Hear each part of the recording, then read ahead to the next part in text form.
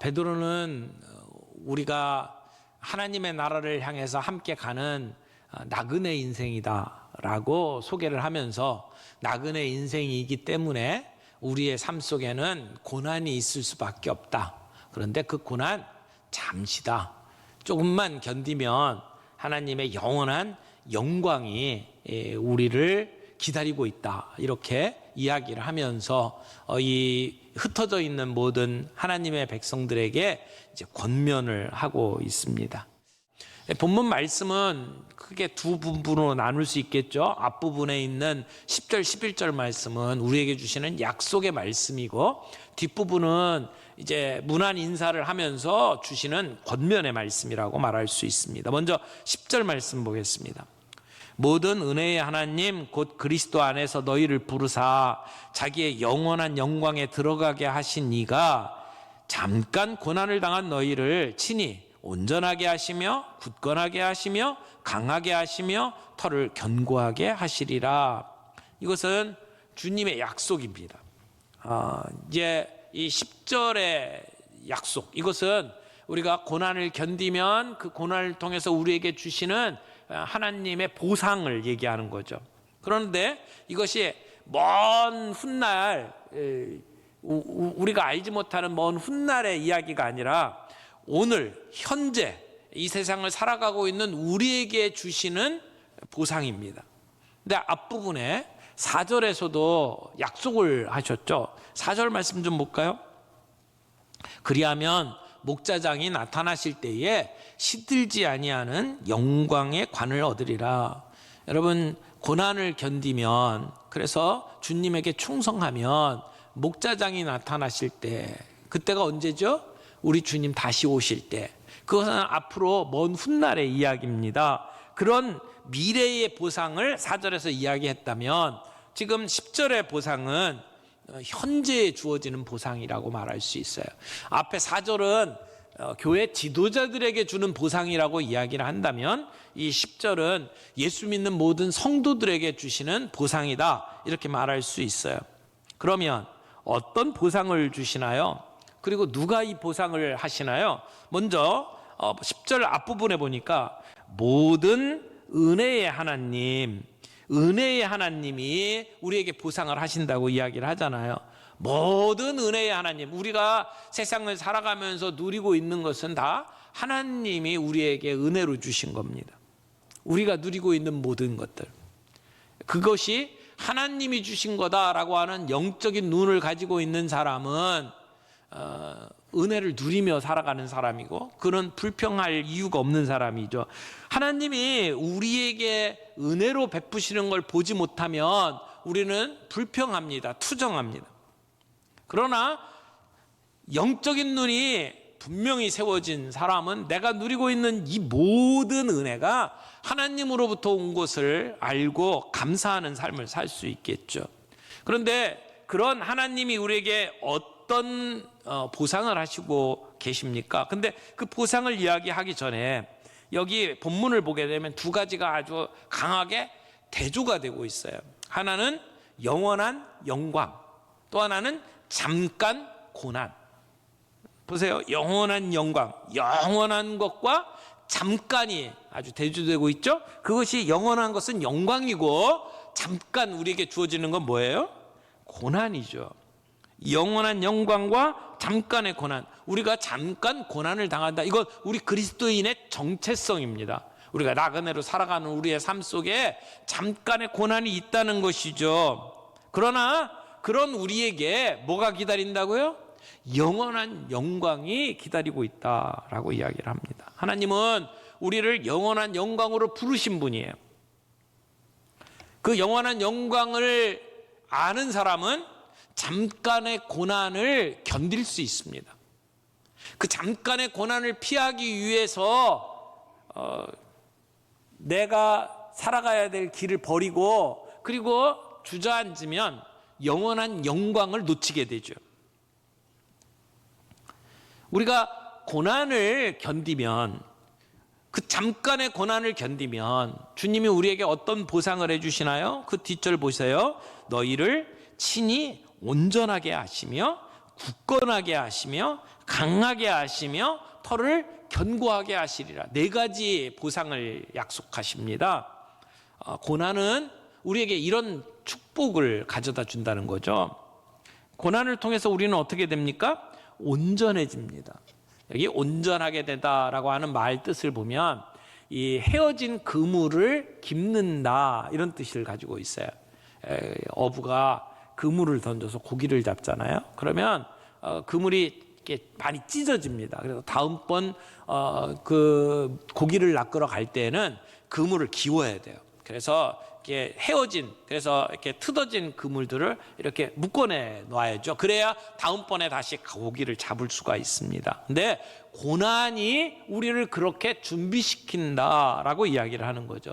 다시 일할 수 있도록 우리를 무장시키는 역할을 고난이 하고 있다는 거예요. 그래서 고난을 통해서 우리는 하나님의 일들을 감당할 수 있는 자들로 준비된다. 2번째, 고난은 우리를 굳게 한다라고 이야기합니다. 굳게 한다는 얘기는 기초를 단단하게 세운다 그런 말이에요. 기초가 단단해야 그 위에 온전한 집을 세울 수 있잖아요. 고난이 우리로 하여금 아름다운 집을 지을 수 있도록 만드는 그러한 기초를 만들어준다라고 이야기하죠. 고난은 우리를 강하게 만들어줍니다. 강한 힘이 있어야 일할 수 있어요. 어떤 행동을 할 수 있는 자세를 갖추는 것이 고난입니다. 고난을 통해서 우리는 하나님의 위대한 영광스러운 일을 할 수 있게 된다는 것이죠. 4번째는 고난을 통해서 우리가 견고케 된다라고 이야기죠. 견고하다는 얘기는 흔들리지 않게 된다는 얘기입니다. 폭풍우와 비바람 속에서도 고난으로 무장된 사람은 흔들리지 않을 수 있습니다. 하나님 앞에 설 때까지 지속적으로 그 길을 걸어갈 수 있도록 만들어줍니다. 고난이 그렇게 한다는 것이죠. 그렇게 고난을 잘 견디고 감당해내는 자에게는 영원한 영광이 기다립니다. 하나님이 우리에게 아름다운 관을 씌워주신다고 이야기를 합니다. 시들지 아니하는 관. 예전에 이 올림픽 경기를 하게 되면 운동선수들에게 시상을 할 때 월계관을 씌워주죠. 그러나 그 월계관, 나뭇잎을 엮어갖고 만든 그 월계관은 금방 시듭니다. 주님이 우리에게 씌워주시는 관은 시들지 아니하는 관이라고 하는 겁니다.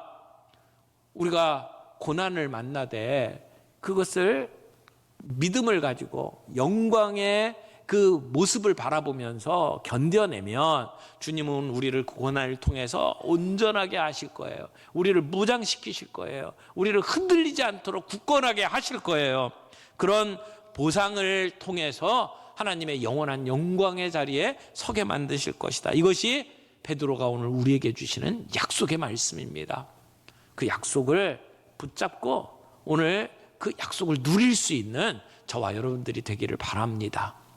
뒷부분은 우리에게 주시는 권면의 말씀을 우리가 볼 수 있는데요. 여기 내용은 이제 편지를 마무리하면서 지금 베드로 주변에 있는 사람들의 이름을 거론하면서 문안을 하고 그리고 축복을 비는 내용이에요. 근데 이 가운데에서 우리가 받을 수 있는 교훈 4가지만 살펴보겠습니다. 첫 번째는 섬김에 감사를 표하라는 것입니다. 오늘 베드로는 이 편지를 마무리하면서 몇몇 사람의 이야기를 하고 있어요. 첫 번째 나오는 사람이 실루아노입니다. 12절 말씀 보세요. 내가 신실한 형제로 아는 실루아노로 말미암아 너희에게 간단히 써서 권하고, 여기 실루아노라고 하는 이름을 가진 한 사람을 소개합니다. 근데 그를 어떻게 소개합니까? 어떤 사람이라고요? 신실한 형제라고 소개를 합니다. 여기 나오는 이 실루아노라고 하는 사람은 우리가 사도행전에 실라라고 하는 사람과 동일 인물입니다. 사도행전에는 실라, 바울과 실라, 여러분 기억나시죠? 사도 바울이 선교여행을 갈 때, 2번째 선교여행을 갈 때에 실라를 데리고 가요. 그래서 빌립보에 갔다가 이제 관리들한테 붙잡혀서 감옥에 들어가죠. 이렇게 매를 흠씬 두들겨 맞고 감옥에 들어가 있을 때 바울과 실라가 함께 이중창하잖아요. 거기서 찬양을 할 때에 옥문이 열리고 손발에 묶였던 착고가 풀리고 하는 놀라운 기적을 경험했던 사람이 실라입니다. 근데 왜 누가는 신라라고 표현을 했고 여기 베드로는 실루아노라고 표현을 했을까요? 신라라고 표현한 것은 그리스식 표현이에요. 그리고 실루아노라고 하는 건 로마식 표기입니다. 그 당시에 그 아주 강력한 대국이었던 헬라, 그리스가 있었고 그 다음에 로마 시대가 열리잖아요. 근데 그 나라마다 이게 발음이 조금씩 다르잖아요. 모택동, 우리는 한국말 사람들이 그 한자어를 그대로 읽어서 모택동 그렇게 부르지만 저 중국에서는 마오쩌둥이라고 부르는 것 똑같아요. 그러니까 똑같은 사람을 부르고 발음이 다른 거예요. 그러니까 지금 그리스식의 발음은 신라, 로마식의 발음은 실루아노 이렇게 되는데 누가는 왜 그 사람의 이름을 신라라고 부르고 있을까요? 지금 누가가 편지를 썼을 때 그 편지에는 수신자가 있어요. 누가 그 편지를 받았나요? 데오빌로 카카라고 하는 사람에게 이 편지를 썼어요. 그런데 데오빌로가 어떤 사람인지 쭉 살펴보니까 이 사람은 이제 그리스가 반으로 나뉘어서 북쪽은 마케도니아라고 했고 남쪽 지역 이렇게 아테네, 고린도 있는 이쪽은 아가야라고 하는 이름을 가지고 있었는데 이 데오빌로가 아가야 지역을 통치하는 총독이었다고 나옵니다. 그러니까 이 그리스 지역을 담당하고 있는 총독에게 편지를 쓰면서 그리스식 이름으로 표기를 하는 것은 굉장히 배려하는 행동이죠. 편지를 받는 사람을 배려하는 거예요.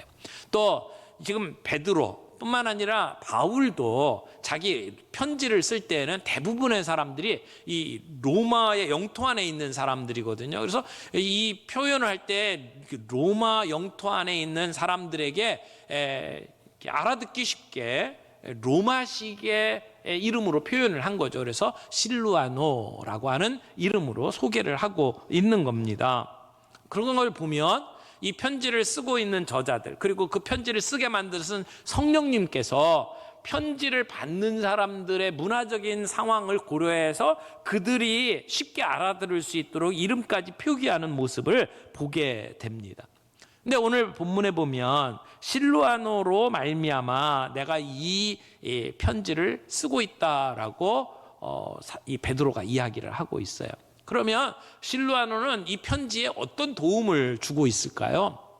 학자들이 두 가지로 이야기를 합니다. 하나는 실루아노가 이 편지를 들고 편지 받는 사람에게 전달을 하는 역할을 했다라고 해석을 하는 사람들이 있어요. 그래서 오늘 본문에 보면 실루아노로 말미암아 너희에게 간단히 써서 권한다라고 했는데 이 표현을 가만히 보면 그 사람이 편지를 갖다 준 사람이다 이렇게 해석을 하는 사람들이 있다라는 거죠. 보통 편지를 전달하는 사람은 단순히 우편 배달부가 아니었어요. 그 편지를 써서 보내는 사람의 대변인 역할을 하는 거예요. 사신 역할을 하는 거죠. 그래서 편지를 가지고 가서 전달하고 그 사람들이 궁금한 게 있으면 그 사람에게 물어보면 그 편지 쓴 사람을 대신해서 그 사람들에게 이야기를 해주는 역할까지 한다는 거예요. 그래서 그 사람들은 아무나 보내지 않았어요. 믿을 만한 사람, 신실한 사람을 보내죠. 여러분, 실루아노는 우리가 이렇게 성경을 읽으면서 쉽게 지나치는 경향이 있는데 이 초대교회 안에 실루아노가 가지고 있는 위치는 굉장히 독특한 위치예요. 어떻게 보면 앞장서서 이렇게 얼굴이 사람들 앞에 나타나지는 않지만 뒤에서 굳은 일을 아주 꼼꼼하게 감당했던 신실한 사람이라는 것을 우리는 알 수가 있습니다. 사도 바울과 함께 선교 여행을 가잖아요. 그때 그 어렵고 힘든 가운데에서 포기하지 아니하고 바울 곁을 지켰던 사람이 신라입니다. 그리고 지금 그 선교 여행을 갔던 2차 선교 여행을 갔던 것이 한 주후 50년 경이거든요. 그리고 이 편지를 쓰는 게 주후 64년 내지 65년으로 보면 그 이후에 한 15년 뒤에 지금 베드로 옆에서 그의 편지를 함께 쓰고 있는 동력자로 일하는 모습을 보게 되는 거죠. 정말 신실하게 보이지 않는 곳에서 그의 역할을 감당하는 그러한 모습을 보게 됩니다. 여러분, 우리 교회 안에는 이렇게 사람들 앞에 얼굴을 보이고 일하는 사람도 있지만 그 뒤에서 보이지 않는 곳에서 신실하게 그런 일들을 감당하는 분들이 얼마나 많이 있습니까? 영적으로나 학문적으로나 다른 사도들에게 전혀 뒤지지 않는 사람임에도 불구하고 앞장서지 아니하고 뒤에서 돕는 위치에서 신실하게 그 일을 감당했던 이 실로아노. 하나님이 보시기에 앞에 나서서 얼굴이 드러나면서 일하는 주연이나 뒤에서 보이지 않는 곳에서 신실하게 그 일을 감당하고 있는 조연이나 하나님의 눈에는 구분이 없다고 저는 믿습니다. 자신의 맡은 일에 최선을 다하는 것, 그것이 하나님 나라의 공동체가 가지는 최고의 가치라고 믿습니다. 두 번째, 은혜의 복음에 굳게 서라라고 하는 우리가 권면을 보게 되죠. 5장 12절 뒷부분에 보면 이렇게 이야기합니다. 이것이 하나님의 참된 은혜임을 증언하노니 너희는 이 은혜에 굳게 서라. 지금 베드로는 증언자로 섰습니다. 앞에 나오는 베드로 전서의 내용을 쭉 살펴보면 베드로는 예수님에 관한 얘기만 나오면 막 흥분해요. 그래서 이야기를 하다가 맥락과 관계없이 막 예수님 얘기를 계속 하고 있거든요. 그만큼 베드로는 예수님의 이야기를 전하고 싶어서 안달이 난 사람이에요. 그는 예수님 옆에 있던 사람이잖아요. 그는 예수님과 동행했던 사람이에요. 물론 그 가운데 실패도 하고 쓰러지기도 하고 바보 같은 짓도 했지만 그가 보았던 예수님, 그가 만났던 예수님을 통해서 받은 은혜, 그걸 이야기하고 싶어가지고 어떻게 할 수가 없는 사람이 베드로입니다. 그래서 그는 그 예수님의 이야기를 지금까지 했다는 거예요. 내가 그 증언했다. 근데 그 증언한 앞에 모든 내용을 한마디로 요약하면 뭐냐? 은혜라고 이야기를 하는 거예요. 은혜다. 여러분, 은혜가 뭐예요? 은혜는 공짜로 나에게 주어지는 게 은혜예요. 내가 한 게 아니고 내게 주어지는 것. 여러분, 복음이 뭐예요? 복음은 내가 한 어떤 걸 얘기하는 게 아니에요. 주님이 나를 위해서 해주신 일에 대해서 알려주는 게 복음이에요. 지금 베드로는 앞에 있던 모든 얘기가 바로 그 은혜의 복음이라는 것을 이야기하는 거예요. 예수님이 이 땅에 오셨습니다. 그분이 우리를 위해서 십자가에 못 박혀 돌아가셨습니다. 그분의 죽음과 부활로 인해서 우리가 죄사함 받고 영생을 얻을 수 있습니다. 그 얘기를 했다는 거예요. 그게 은혜예요. 내가 은혜의 증언자로 섰다. 그러니까 이제는 어떻게 살아라? 은혜를 굳게 붙잡고 은혜 위에 서라 라고 말씀을 하는 거죠. 오늘 우리 교회가 붙잡아야 될 것이 은혜라는 얘기예요. 여러분, 우리가 만들어 놓은 어떤 규칙, 우리가 만들어 놓은 어떤 율법에 매이지 말고 복음을 붙잡을 수 있기를 바랍니다. 세 번째, 사랑의 입맞춤으로 서로 무난하라. 여기 13절 말씀 보겠습니다. 13절. 택하심을 함께 받은 바벨론에 있는 교회가 너희에게 무난하고 내 아들 마가도 그리하느니라. 이제 인사를 하는 거예요. 무난하는 거죠. 근데 무난을 하는데 누가 무난을 하느냐? 여기 보니까 13절에는 교회가 너희에게 무난한데요. 근데 좀 아리송한 표현을 썼어요. 택하심을 함께 받은 바벨론에 있는 교회가 무난한데요. 바벨론이 언제적 바벨론인데요? 여러분, 주전 586년에 이 남쪽 유다가 망하고 끌려간 데가 바벨론이잖아요. 그 바벨론이 이미 끝났어요. 지금 이 세상에 없거든요. 근데 바벨론에 있는 교회가 무난한데요. 베드로의 생적을 아무리 뒤져봐도 이 베드로가 저쪽 이라크 있는 그쪽까지 가갖고 뭐 사역을 했다라는 기록이 없어요. 그것을 보면 바벨론이라고 하는 표현이 상징적인 표현이구나 라고 하는 것을 알 수가 있죠. 그럼 바벨론에 있는 교회는 어느 교회를 얘기할까요? 그 당시에 바벨론처럼 권력을 가지고 있고 사람들을 핍박하고 있던 그러한 지역. 여러분, 유대 민족에게는 철천지 원수가 바벨론이죠. 그들을 망하게 만들었고 그들을 노예로 삼아가지고 이렇게 핍박을 했던 나라잖아요. 근데 지금 이 편지를 받고 있는 성도들이 핍박을 받고 있는 그때의 중심지가 어딜까요? 로마죠. 그리고 많은 유대 문헌을 보게 되면 이 로마를 가리켜서 바벨론으로 표현한 데가 굉장히 많이 나옵니다. 그래서 여기 바벨론에 있는 교회가 너희에게 문안한다 할 때는 로마 교회를 가리키는데 지금 베드로가 은유적으로 표현을 하고 있는 거예요. 근데 지금 이 편지를 쓰면서 이제 이 교회가 지금 흩어져 있는 모든 성도들에게 로마 교회가 문안한다.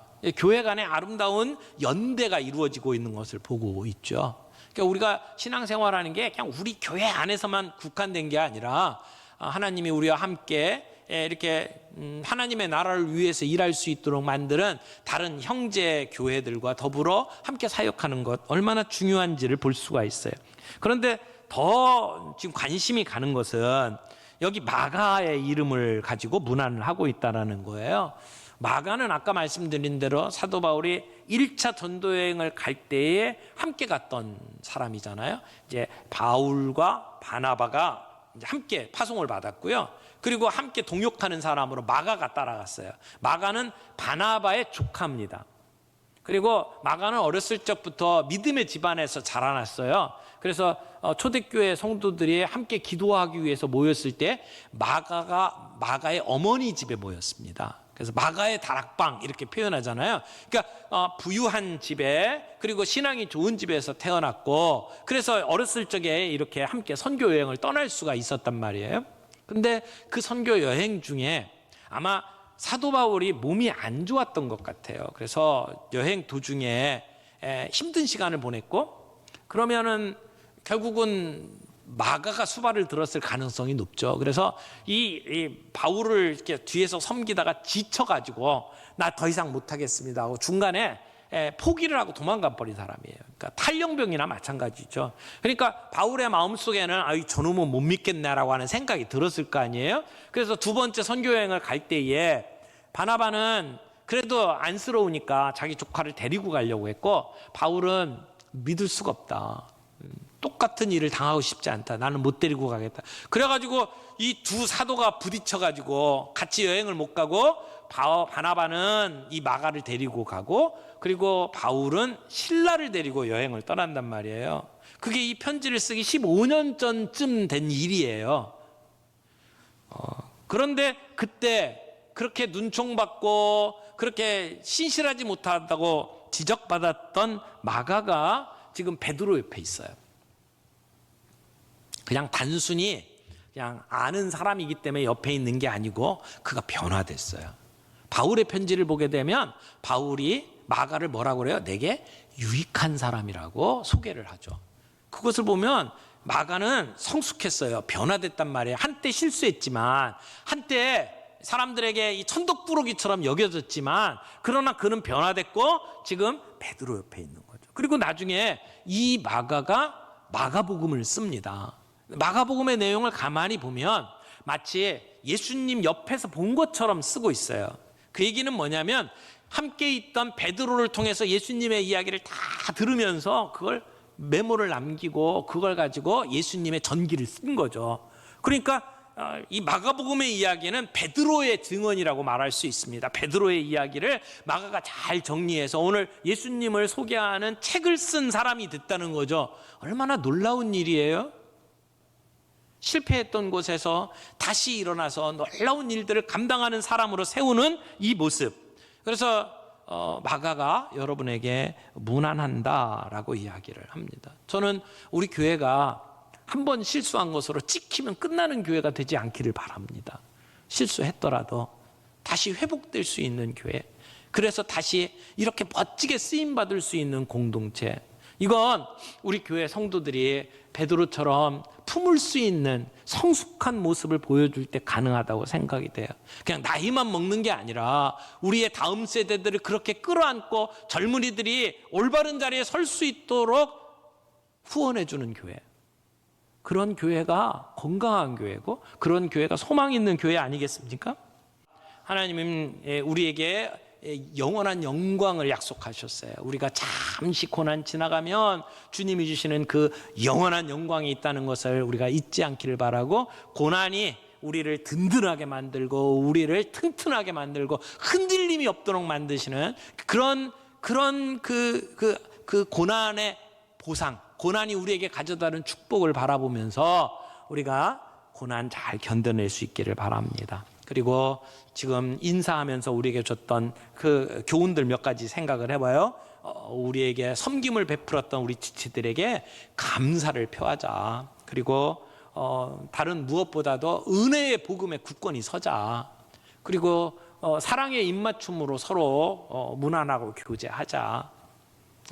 때때로 실패했던 사람도, 때때로 부족한 모습이 보여도 나하고 안 맞는다고 그렇게 툴툴대지 말고 서로를 축복하는 그러한 자리에 서자. 그리고 마지막으로 서로에게 평강을 구하는, 서로를 축복하는 그러한 삶을 살자. 오늘 그 말씀 앞에 결단하고 순종할 수 있는 저와 여러분들이 되기를 바랍니다.